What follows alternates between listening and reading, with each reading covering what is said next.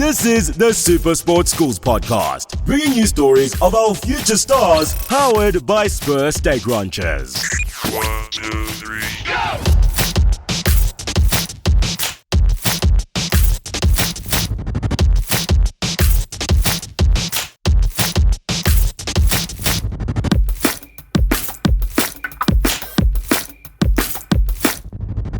Hello and welcome to the third episode of the Super Sports Schools podcast, brought to you by Spur.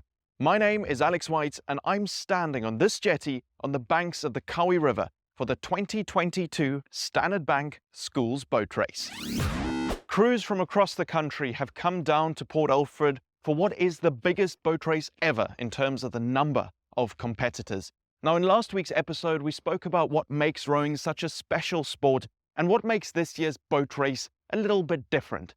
But this time, we wanted to start by finding out why boat race is the event it is and why it is so iconic. Jeez, I'm on a podcast for the first time. So, do I look at you? Do I look there? Wherever you want to look. When I'm asking you a question, you can look at me and then you can ramble, talk around, whatever you want to do. Sorted. Have you seen Big Bang Theory? Yes. Sheldon representing Sheldon with flags or something like that. It's just like so awkward. It's like, and this flag is... Sorry, never mind. Okay. To start off, Coach Hlekani joining us from St Stithians rowing. If you'd had to choose one thing to sum up why boat race is so iconic, what do you think? Was it too many things? Yeah, like I think it's the travel. It's coming down to Port Alfred. It's so many things. It's like the coastal schools, seeing the coastal schools for the first time. Coming together, measuring yourselves up.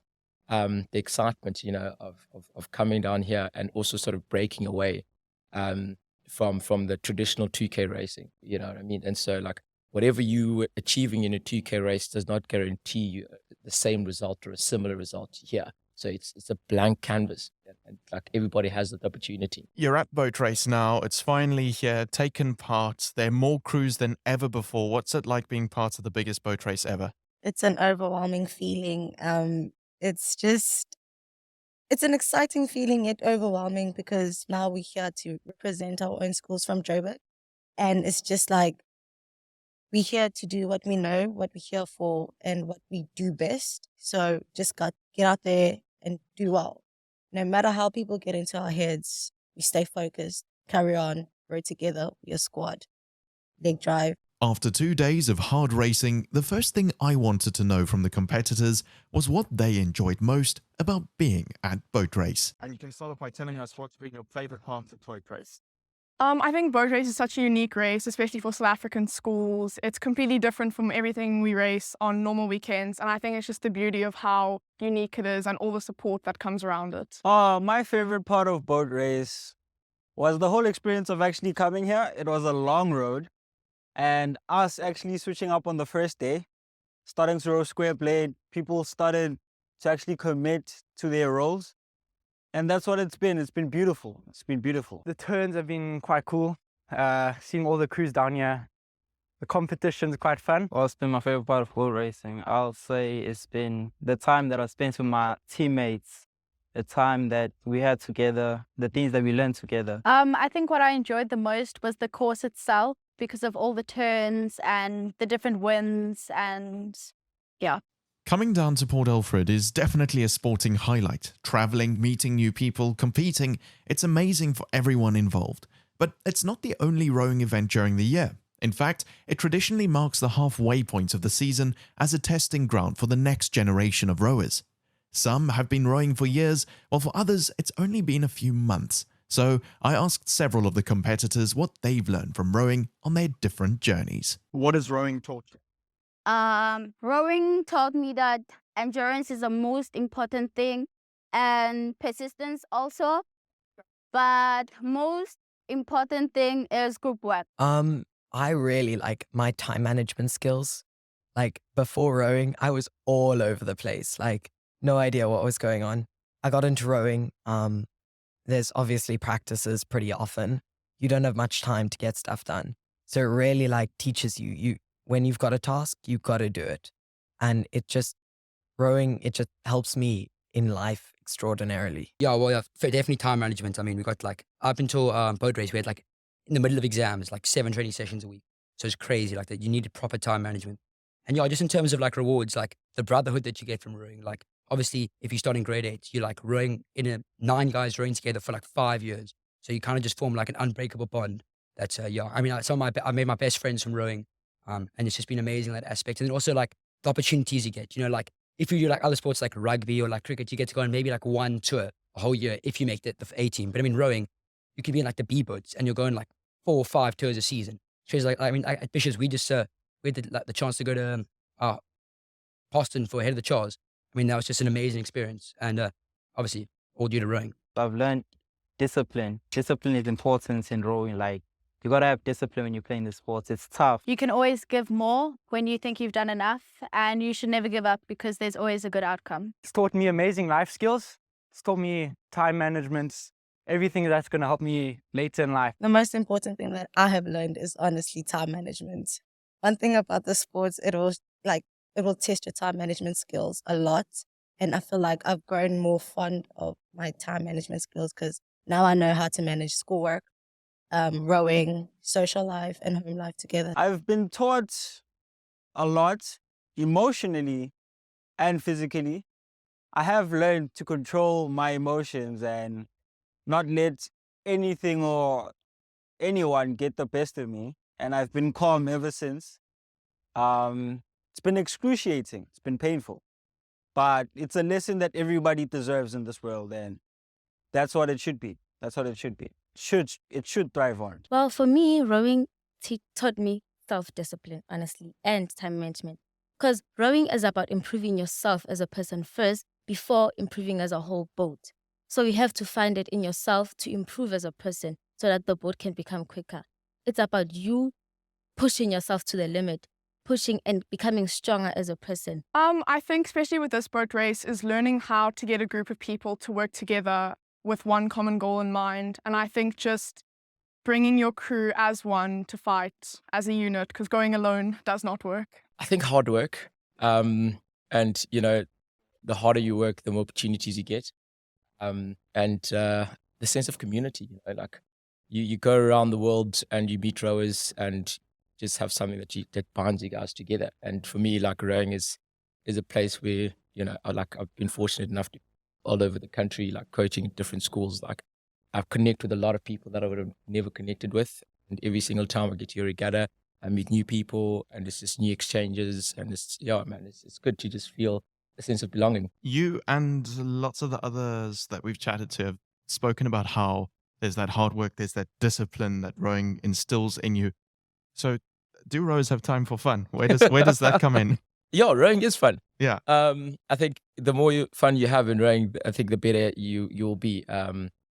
Obviously, it's a very time-consuming sport. It needs a lot of dedication, but just like everything in life, you know what I mean. But you do get time for fun, and I find that the more you're involved in a sport, you know, and I say this to the kids that I coach, you know, sport is not the issue, especially when it comes around exams. It's always like, no, I can't do sports because exams and all this stuff I need to study. It's not the competition between studying and sports. It's more of how do I manage my time. And I find that for me, like, you know, the more you are involved in rowing and sport and you've got this holistic lifestyle, the more you're able to manage your time better. And so you'll factor in the fun times. And, you know, so when you're with family, you really are with family there and you're enjoying it. And when you're rowing, you are enjoying it. Whenever you're doing whatever you're doing, using that time as effectively as possible. To get more insight into rowing, the competition, and challenges faced by the competitors, I spoke to some of the members of the Germiston boys crew. Hi there, my name is Musa Makosini Nene, and I'm the club captain at Germiston High School. Hi, my name is Laura Mashala, and I'm the boys captain of Germiston High School Rowing Club.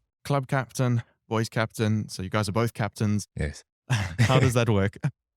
So basically, with club captain, I work with both sides, the girls and the boys and the club as a whole. And like I do from looking after the boats, looking after the administration, making sure we're getting to regattas on time, that everyone has the same kit, that we're all united as one. Yeah, and my job is, since we're a big club, when he focuses on two groups, I focus mainly on boys. So I usually take instructions from him regarding the boys. Okay. Yeah. Awesome. So you guys do work together for some of it. talk to me about the boat race this year, the results. You guys are done now, the experience. How's it been?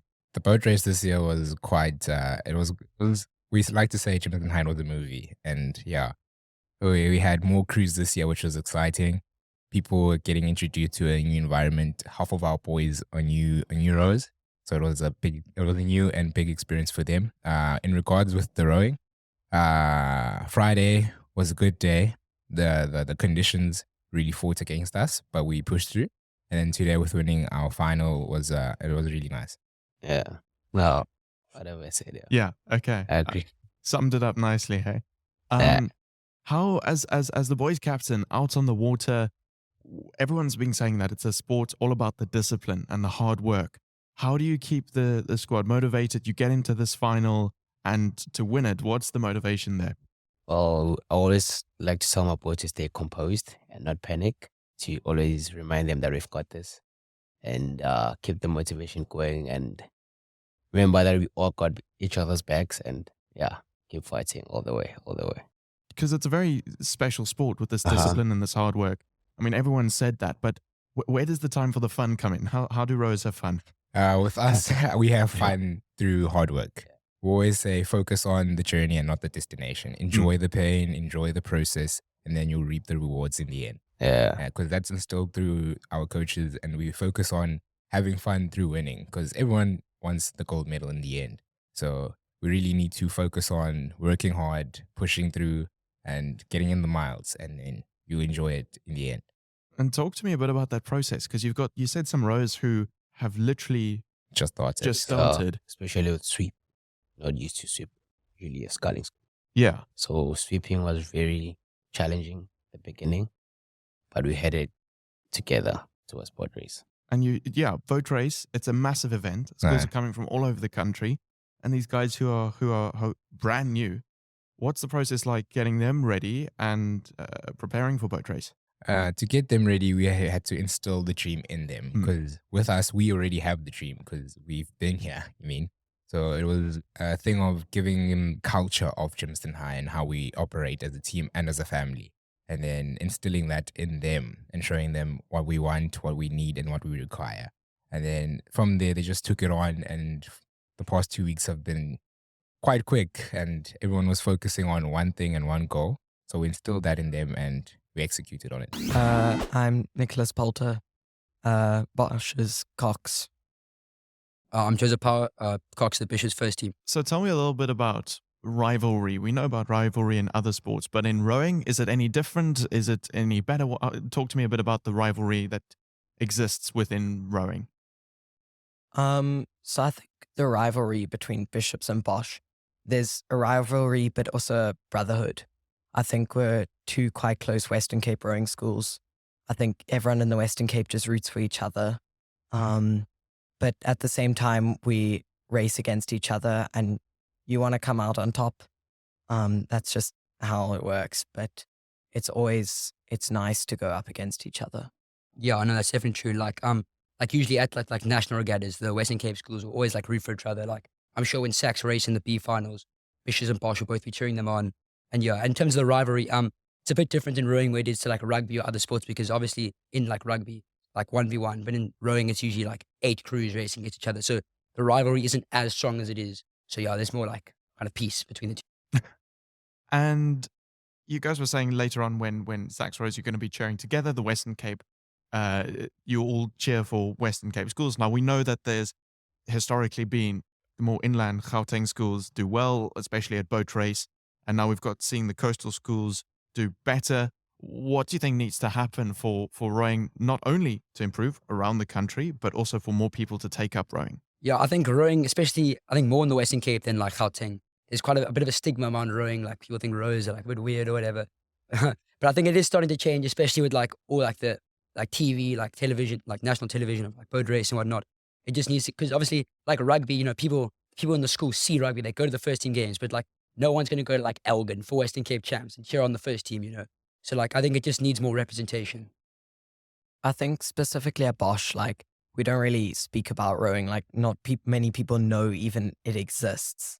So I think just really like showing that like rowing is this cool sport. Like people are out here at the Cowie, like rowing their hearts out and like, this is our passion. And I think just more people, I think when exploring it, don't find that their passion, but those who don't get to actually explore it just miss their passion. What do you think needs to be done to get more people into rowing? I mean, honestly, more open days should be done, and then more presentations about rowing should be done as well. Because if you ask a person on the streets, do you know what rowing is? They'll be like, is that canoeing? Is it that thing that you do when you're in the lake or anywhere else? So I think more presentations should be done, explanations about rowing, what is rowing, how rowing is done, and what happens in rowing should be done more. So people get to understand, and then therefore more people will start coming in and enjoy the sport. One of the things I think that holds people back from getting into rowing is that historically it's been a sport that's been competed by crews with a lot of money. So those sort of challenges, how do you overcome that and still compete at the highest level at competitions like boat race? Money's not an issue. Money's not a problem. We just get out there and we rock. We have no money. We have money. We're all doing the same thing at the end of the day. We all have the same things in the same boats at the end of the day. Yes, you might have a Philippe, a Swift, or any other boats, but once we get on the water, we'll see. You have money, cool, but once we get on the water, we're rocking and we know what we're there for. So what would you say to the younger rowers who might be watching this, listening to this, wanting to get started in rowing? All I'm saying is, when you come into rowing, you have to have the right mentality. Focus, being able to be yourself in front of a lot of people. Because if you're going to try to put yourself into a little corner and stop interacting with other people, it's not going to work for you, because rowing is such a social sport and you just have to get out and be yourself. So I would advise children to come and join and just have fun, be yourself, and thrive in what they do best. For those who don't know rowing, right, there's lots of terminology. There are lots of things that are different. There are words that are used that outside the rowing community, you might not know what they mean. So can you choose anything that you think somebody might not know about rowing and explain it quickly for us? Just anything to add in. Yeah. You get to choose because you're the first one to do it. Any, like a rowing terminology? Rowing term, something we don't know about rowing. Well, one that comes to mind is like, we don't say stop, we say easy. So you easy up. And that means that you stop. So yeah. Okay. So and for safety, heads. So if people are carrying a boat and then they shout heads, the cock shout heads, or anybody shout heads, means that you need to duck. Otherwise, you're going to get a boat to your head. Yeah, we've been walking around outside and that's happened a couple times. Yeah, like heads. So you just need to just duck. And then lastly, what is one thing you think we might not know about rowing? Rowing, really, you create friendships that turn into like families because you spend so much time with each other and you create really great friends. People tend to think it's easy, but it's not easy. It's hard trying to keep up, having stamina, being able to do other things.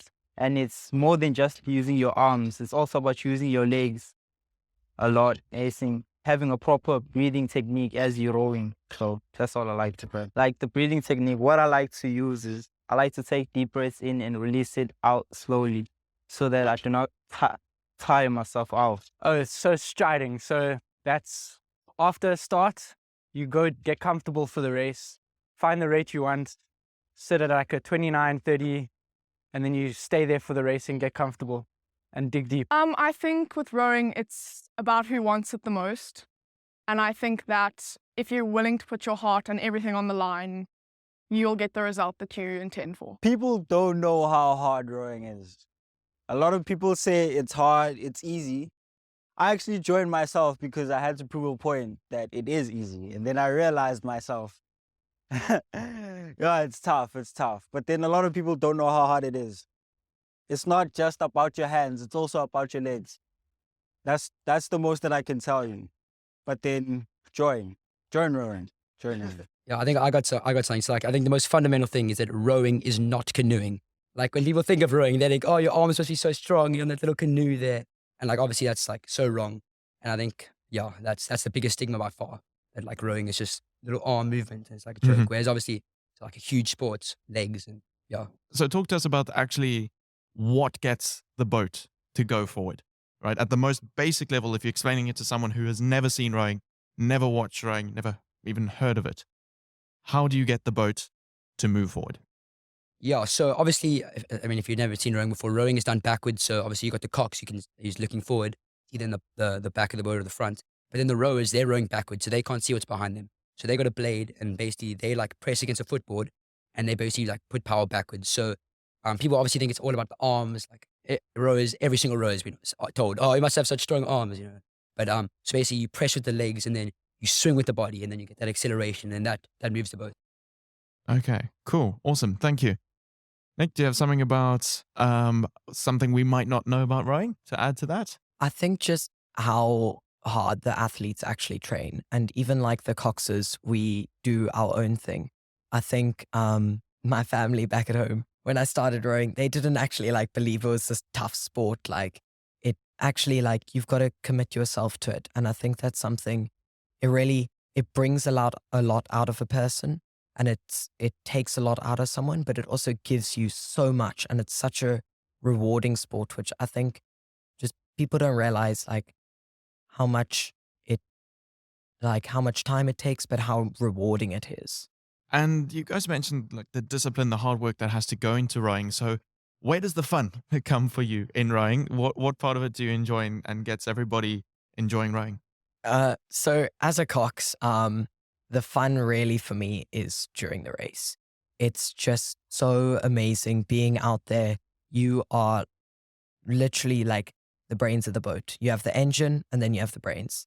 And just making that engine, like really getting the best out of them, like using your lines, especially I personally love heads races because you can see what you can do with that rudder. You can see how you can take the turns, and it's thinking on the spot. And that's like, I'll come off a race and I'll be like, that is why I do rowing.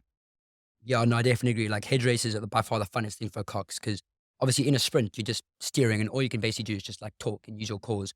But I mean, a head race, the most rewarding thing, like when you take a line, like take a perfect corner and then you can see like you've cut distance on a crew. There's nothing more rewarding in that. And also like, just like when you make a call and a boat responds perfectly and you can see like you just get faster. There's nothing better than. And then to end off, both of you, one thing, what's been your favorite part of boat race in Port Alfred or something that's surprised you about being here in Port Alfred this year for boat race?